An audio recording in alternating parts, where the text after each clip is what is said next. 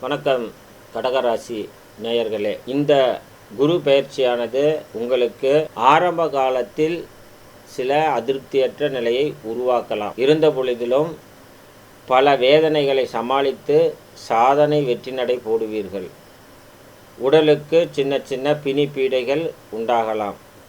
இவ்வளவு காலம் உங்கள் ராசியிலிருந்து 10ஆம் இடத்தில் இருந்த குரு பகவான் 11ஆம் இடத்திற்கு பயிற்சியாகி வருகிறார்.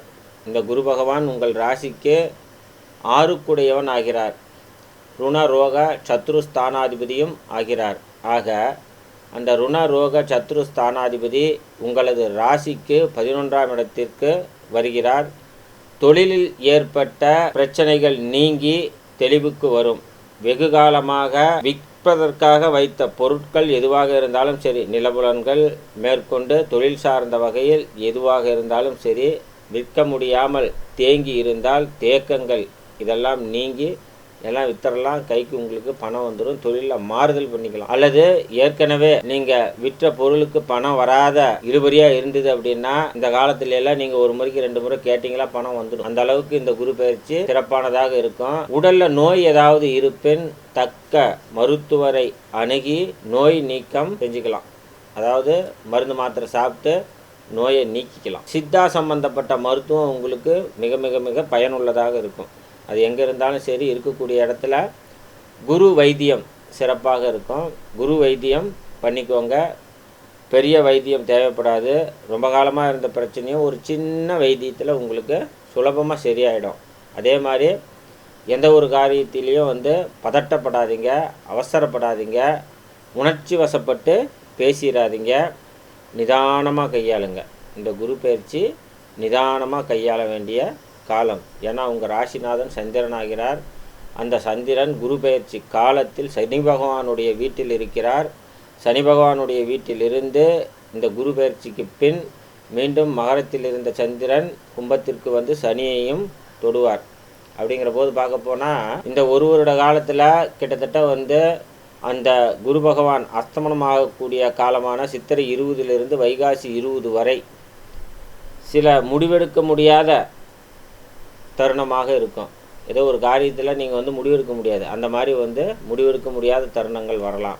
ஆக அந்த காலங்களெல்லாம் எந்த ஒரு முடிவும் திடீர்னு எடுக்க வேணாம். கொஞ்சம் தாமதித்து கொஞ்சம் நிறுத்தி நிதானித்து உங்களுடைய அனுபவங்களை ஒரு தரத்துக்கு 2 தடவை சரி பார்த்து அதன் பின்னால் நீங்கள் எந்த ஒரு முடிவாக இருந்தாலும் எடுங்க. தொழிலில் புதிய ஒப்பந்தம் இந்த காலத்தில் நீங்கள் போட வேண்டாம்.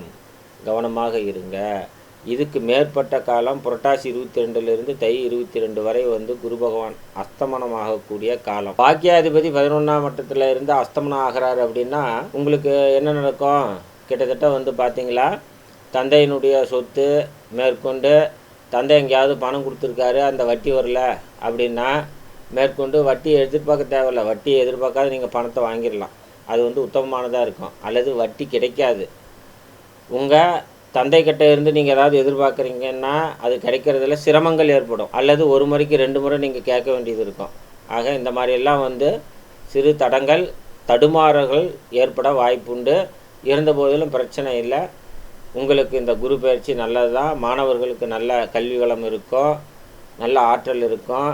அதே போல் மூத்த சகோதர சகோதரிகளுடன் மனப்பிணக்கு ஏற்படலாம். எந்த வயதினராக இருந்தாலும் சரி, சிறுவர்களாக இருந்தாலும் சரி, பெரியவங்களாக இருந்தாலும் சரி, மூத்த சகோதர சகோதரியோடு கவனம் அவசியம்.